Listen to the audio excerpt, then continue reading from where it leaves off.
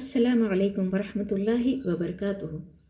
اعوذ باللہ من الشیطان الرجیم، بسم اللہ الرحمن الرحیم۔ جب حضرت طالوت لشکروں کو لے کر نکلے تو کہا، سنو، اللہ تعالیٰ تمہیں ایک نہر سے آزمانے والا ہے۔ جس نے اس میں سے پانی پی لیا وہ میرا نہیں، اور جو اسے نہ چکھے وہ میرا ہے۔ ہاں، یہ اور بات ہے کہ اپنے ہاتھ سے ایک چلو بھر لے، لیکن سوائے چند کے باقی سب نے وہ پانی پی لیا۔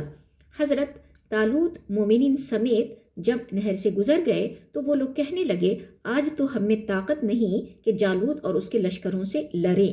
لیکن اللہ تعالیٰ کی ملاقات پر یقین رکھنے والوں نے کہا، بسا اوقات چھوٹی اور تھوڑی سی جماعتیں بڑی اور بہت سی جماعتوں پر اللہ کے حکم سے غلبہ پا لیتی ہیں۔ اللہ تعالیٰ صبر والوں کے ساتھ ہے۔ جب ان کا جالوت اور اس کے لشکر سے مقابلہ ہوا تو انہوں نے دعا مانگی کہ اے پروردگار، ہمیں صبر دے، ثابت قدمی دے اور قوم کفار پر ہماری مدد فرما۔ چنانچہ اللہ تعالیٰ کے حکم سے انہوں نے جالوتیوں کو شکست دے دی اور حضرت داؤد علیہ السلام کے ہاتھوں جالوت قتل ہوا، اور اللہ تعالیٰ نے داؤد علیہ السلام کو مملکت و حکمت اور جتنا چاہا علم بھی عطا فرمایا۔ اگر اللہ تعالیٰ بعض لوگوں کو بعض سے دفع نہ کرتا تو زمین میں فساد پھیل جاتا، لیکن اللہ تعالیٰ دنیا والوں پر بڑا فضل و کرم کرنے والا ہے۔ یہ اللہ تعالیٰ کی آیتیں ہیں جنہیں ہم حقانیت کے ساتھ آپ پر پڑھتے ہیں۔ بالیقین آپ رسولوں میں سے ہیں۔ یہ رسول ہیں جن میں سے ہم نے بعض کو بعض پر فضیلت دی ہے۔ ان میں سے بعض وہ ہیں جن سے اللہ تعالیٰ نے بات چیت کی ہے، اور بعض کے درجے بلند کیے ہیں۔ اور ہم نے عیسیٰ بن مریم کو معجزات عطا فرمائے اور روح القدس سے ان کی تائید کی۔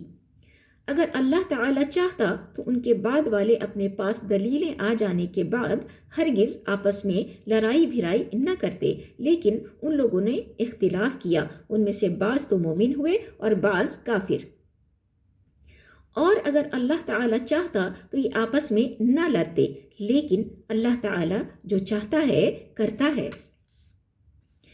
اے ایمان والو، جو ہم نے تمہیں دے رکھا ہے اس میں سے خرچ کرتے رہو، اس سے پہلے کہ وہ دن آئے جس میں نہ تجارت ہے، نہ دوستی اور شفاعت، اور کافر ہی ظالم ہیں۔ اللہ تعالیٰ ہی معبود برحق ہے، جس کے سوا کوئی معبود نہیں، جو زندہ اور سب کا تھامنے والا ہے، جسے نہ اونگ آئے نہ نیند۔ اس کی ملکیت میں زمین اور آسمانوں کی تمام چیزیں ہیں۔ کون ہے جو اس کی اجازت کے بغیر اس کے سامنے شفاعت کر سکے؟ وہ جانتا ہے جو ان کے سامنے ہے اور جو ان کے پیچھے ہے، اور وہ اس کے علم میں سے کسی چیز کا احاطہ نہیں کر سکتے مگر جتنا وہ چاہے۔ اس کی کرسی کی وسعت نے زمین و آسمان کو گھیر رکھا ہے، اور اللہ تعالیٰ ان کی حفاظت سے نہ تھکتا اور نہ اکتاتا ہے۔ وہ تو بہت بلند اور بہت بڑا ہے۔ دین کے بارے میں کوئی زبردستی نہیں۔ ہدایت ضلالت سے روشن ہو چکی ہے، اس لیے جو شخص اللہ تعالیٰ کے سوا دوسرے معبودوں کا انکار کر کے اللہ تعالیٰ پر ایمان لائے، اس نے مضبوط کرے کو تھام لیا جو کبھی نہ ٹوٹے گا، اور اللہ تعالیٰ سننے والا جاننے والا ہے۔ ایمان لانے والوں کا کارساز اللہ تعالیٰ خود ہے۔ وہ انہیں اندھیروں سے روشنی کی طرف نکال لے جاتا ہے، اور کافروں کے اولیاء شیاطین ہیں، وہ انہیں روشنی سے نکال کر اندھیروں کی طرف لے جاتے ہیں۔ یہ لوگ جہنمی ہیں جو ہمیشہ اسی میں پڑے رہیں گے۔ کیا تو نے اسے نہیں دیکھا جو سلطنت پا کر ابراہیم علیہ السلام سے اس کے رب کے بارے میں جھگڑ رہا تھا؟ جب ابراہیم علیہ السلام نے کہا کہ میرا رب تو وہ ہے جو جلاتا ہے اور مارتا ہے، وہ کہنے لگا، میں بھی جلاتا اور مارتا ہوں۔ ابراہیم علیہ السلام نے کہا، اللہ تعالیٰ سورج کو مشرق کی طرف سے لے آتا ہے، تو اسے مغرب کی جانب سے لے آ۔ اب تو وہ کافر بھونچکا رہ گیا، اور اللہ تعالیٰ ظالموں کو ہدایت نہیں دیتا۔ یا اس شخص کی مانند کہ جس کا گزر اس بستی پر ہوا جو چھت کے بل اوندھی پڑی ہوئی تھی۔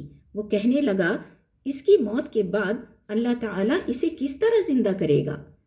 تو اللہ تعالیٰ نے اسے مار دیا 100 سال کے لیے، پھر اسے اٹھایا، پوچھا کتنی مدت تجھ پر گزری؟ کہنے لگا 1 دن یا دن کا کچھ حصہ۔ فرمایا بلکہ تو 100 سال تک رہا۔ پھر اب تو اپنے کھانے پینے کو دیکھ کہ بالکل خراب نہیں ہوا، اور اپنے گدھے کو بھی دیکھ، ہم تجھے لوگوں کے لیے ایک نشانی بناتے ہیں، تو دیکھ کہ ہم ہڈیوں کو کس طرح اٹھاتے ہیں، پھر ان پر گوشت چڑھاتے ہیں۔ جب یہ سب ظاہر ہو چکا تو کہنے لگا میں جانتا ہوں کہ اللہ تعالی ہر چیز پر قادر ہے۔ اور جب ابراہیم علیہ السلام نے کہا کہ اے میرے پروردگار مجھے دکھا تو مردوں کو کس طرح زندہ کرے گا، جناب باری تعالی نے فرمایا کیا تمہیں ایمان نہیں؟ جواب دیا ایمان تو ہے لیکن میرے دل کی تسکین ہو جائے گی۔ فرمایا 4 پرند لو، ان کے ٹکڑے کر ڈالو، پھر ہر پہاڑ پر ان کا ایک ایک ٹکڑا رکھ دو، پھر انہیں پکارو، تمہارے پاس دوڑتے ہوئے آ جائیں گے، اور جان رکھو کہ اللہ تعالی غالب اور حکمتوں والا ہے۔ جو لوگ اپنا مال اللہ تعالیٰ کی راہ میں خرچ کرتے ہیں اس کی مثال اس دانے جیسی ہے جس میں سے 7 بالیاں نکلیں اور ہر بالی میں 100 دانے ہوں، اور اللہ تعالیٰ جسے چاہے بڑھا چڑھا کر دے، اور اللہ تعالیٰ کشادگی والا اور علم والا ہے۔ جو لوگ اپنا مال اللہ تعالیٰ کی راہ میں خرچ کرتے ہیں پھر اس کے بعد نہ تو احسان جتاتے ہیں نہ ایذا دیتے ہیں، ان کا اجر ان کے رب کے پاس ہے، ان پر نہ تو کچھ خوف ہے نہ وہ اداس ہوں گے۔ نرم بات کہنا اور معاف کر دینا اس صدقہ سے بہتر ہے جس کے بعد ایذا رسانی ہو، اور اللہ تعالیٰ بے نیاز اور بردبار ہے۔ اے ایمان والو، اپنی خیرات کو احسان جتا کر اور ایذا پہنچا کر برباد نہ کرو، جس طرح وہ شخص جو اپنا مال لوگوں کے دکھاوے کے لیے خرچ کرے اور نہ اللہ تعالیٰ پر ایمان رکھے نہ قیامت پر، اس کی مثال اس صاف پتھر کی طرح ہے جس پر تھوڑی سی مٹی ہو، پھر اس پر زوردار مہ برسے اور وہ اسے بالکل صاف اور سخت چھوڑ دے۔ ان ریاکاروں کو اپنی کمائی میں سے کوئی چیز ہاتھ نہیں لگتی، اور اللہ تعالیٰ کافروں کی قوم کو سیدھی راہ نہیں دکھاتا۔ ان لوگوں کی مثال جو اپنا مال اللہ تعالیٰ کی رضامندی کی طلب میں دل کی خوشی اور یقین کے ساتھ خرچ کرتے ہیں اس باغ جیسی ہے جو اونچی زمین پر ہو اور زوردار بارش اس پر برسے اور وہ اپنا پھل دگنا لاوے، اور اگر اس پر بارش نہ بھی برسے تو پھوہار ہی کافی ہے، اور اللہ تمہارے کام دیکھ رہا ہے۔ کیا تم میں سے کوئی بھی یہ چاہتا ہے کہ اس کا کھجوروں اور انگوروں کا باغ ہو جس میں نہریں بہہ رہی ہوں اور ہر قسم کے پھل موجود ہوں؟ اس شخص کا بڑھاپا آ گیا ہو، اس کے ننھے ننھے سے بچے بھی ہوں، اور اچانک باغ کو بگولا لگ جائے جس میں آگ بھی ہو، پس وہ باغ جل جائے۔ اسی طرح اللہ تعالیٰ تمہارے لیے آیتیں بیان کرتا ہے تاکہ تم غور و فکر کرو۔ صدق اللہ العلی العظیم۔ السلام علیکم ورحمۃ اللہ وبرکاتہ۔